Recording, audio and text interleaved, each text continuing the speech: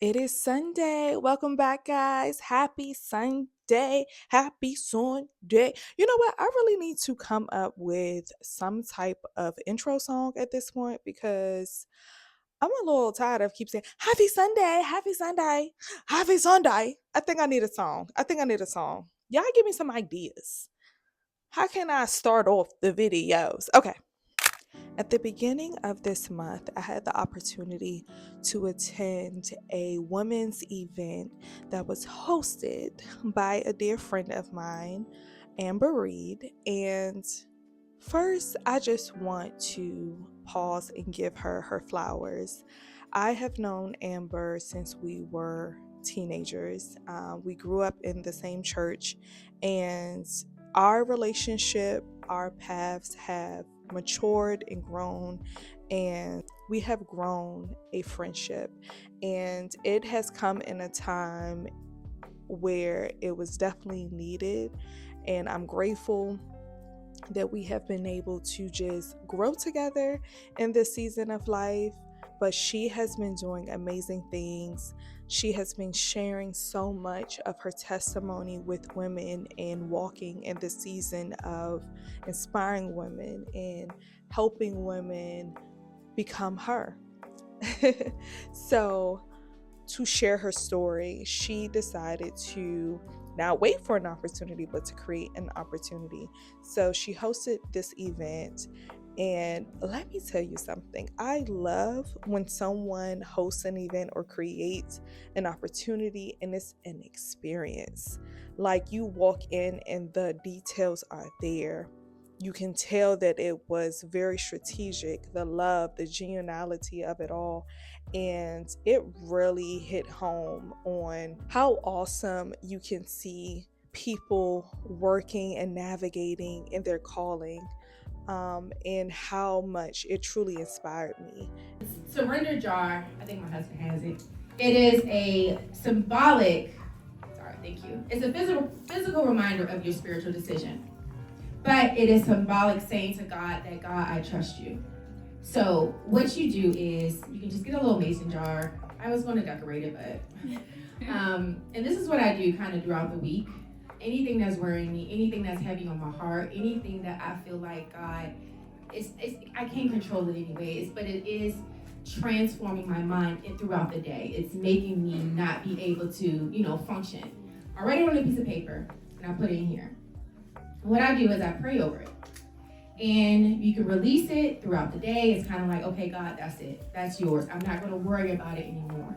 So it's not a temporary release, but it's something that helps in that moment when you are feeling stressed. I don't care if it's a breakup. I don't care what you got going on. Like whatever your stressors are, or whatever you're carrying, this is something that I have used, that I have loved. And so, would y'all be okay if I pray with y'all, pray over y'all? She shared her story, her testimony, and how God has led her to start her brand, Renewed Her. One powerful thing that I gathered or received or walked away with was your story is important. In her testimony, she shared that she lost her voice, and through God's transformation, therapy, and the right people in her life, that she then had a voice again. And I honestly could relate to that so much. And I shared some things, honestly, just trying to support my girl, wanted to volunteer. And So it's your name, something you're grateful for, and something that you have survived that you do not give yourself credit for. Okay, so my name is Ashley. Something I'm grateful for is just me being open in this season and open to building community. And something that I survived, goodness, that I don't give myself credit for, I would say my journey in my professional career. Okay. I'm gonna say that. Okay. I kind of underestimate my resume. I'm gonna say that.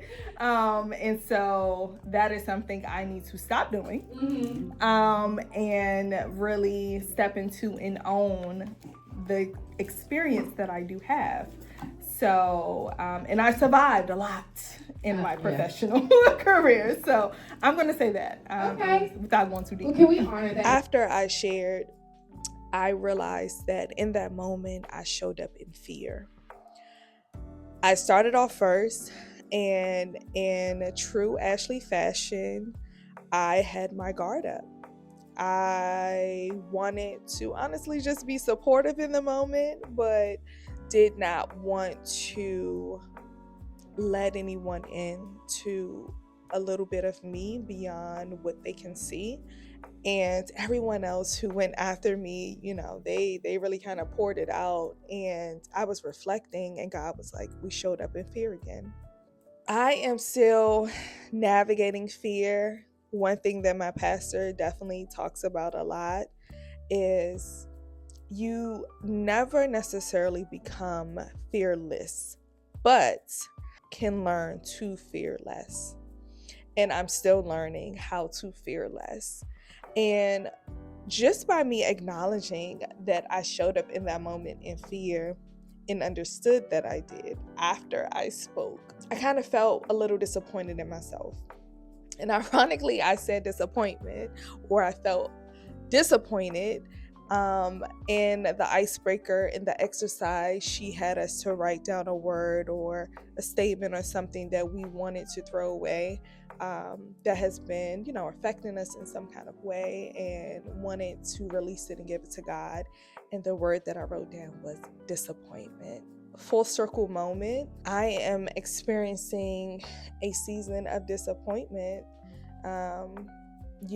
We can have so many plans for our lives and say how we envision it and the things we desire, and put timelines on our plans and our goals and how we want our lives to turn out. And then you wake up one day and reflect on your dreams and your hopes and all the goals that you set over the years, and you said, what have I done? Have I checked all these boxes? Am I where I want to be? Am I showing up how I desire? And I realized that in so many ways, I am feeling disappointment because some of the things that I set for myself or thought how my life would turn out by 35, it looks different. And not necessarily that it's in a bad way. I actually love my life. I love where I am. But there are still things I wish that I was able to say I've done by this time, or that I was successful in this time, or I was able to check it off my wish list, my goals, and say, look what I've done. And honestly, I realized that I'm disappointed that some of those things I have not reached yet. And I released it to God. I am not going to allow this to hinder me, hold me back, keep me in a sense of sadness or regret in any fashion or form.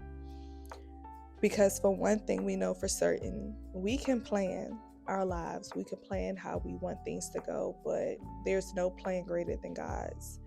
And He knows what He has for us. And I am literally walking in that plan that He has, even when I didn't have it on the list, even when it's not in the timing that I desire.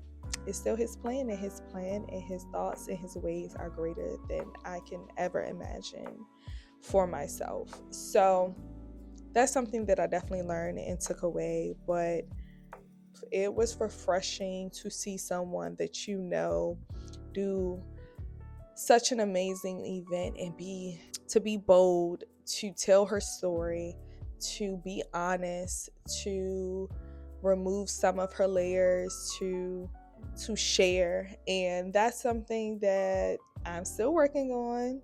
I'm still building up to. I still desire to share my story beyond the surface. There are so many layers to me. There are so many testimonies. There are so many healing journeys that I could share that I desire to share when it's time. And when that time comes, I know that it would be meaningful. I never wanted to feel like I'm sharing my story in a selfish way, or for me to get the glory, or to say, look where I am, look who I am, but more so to always bring light or direction and point back to God. That's my desire in everything, to always look for moments and ways that God can get the glory out of my life, out of my story, out of who I am. So I am becoming her. I never stop being her. I'm just becoming a transformed version of her in this season. And we are letting go fear. One day, one event, one speaking moment, one thing at a time. If you are looking to share your story and you're trying to figure out when is the right time, how to share your story, who to share your story with, one great thing that Amber shared during the event is to start small. First, try writing it out. Have you wrote down your testimony, your story? When that felt brave enough for you to do, try with a trusted friend or family member, or someone that you can feel comfortable with, that creates a safe space and a brave space for you to be honest and open and vulnerable with. And then from there, whenever God leads you to share, share.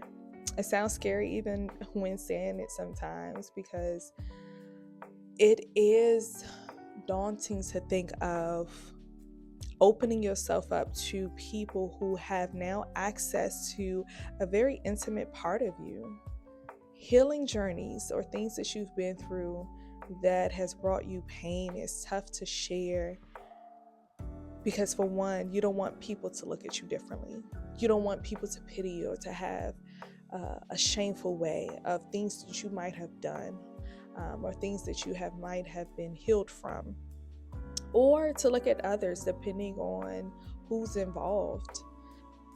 Sometimes your story is also connected to others because others may also be involved in your story, and sometimes that also can make it harder. But in all things, seek God for direction, for answers, for clarity. He knows best. He knows who is best for you in that season and that time. And He has a great sense of timing. So trust God above all else. I hope that you enjoyed this video this week. Hopefully you're inspired to tell your story when you're ready. But remember, your story is powerful and you have a voice. See you guys next week. Bye.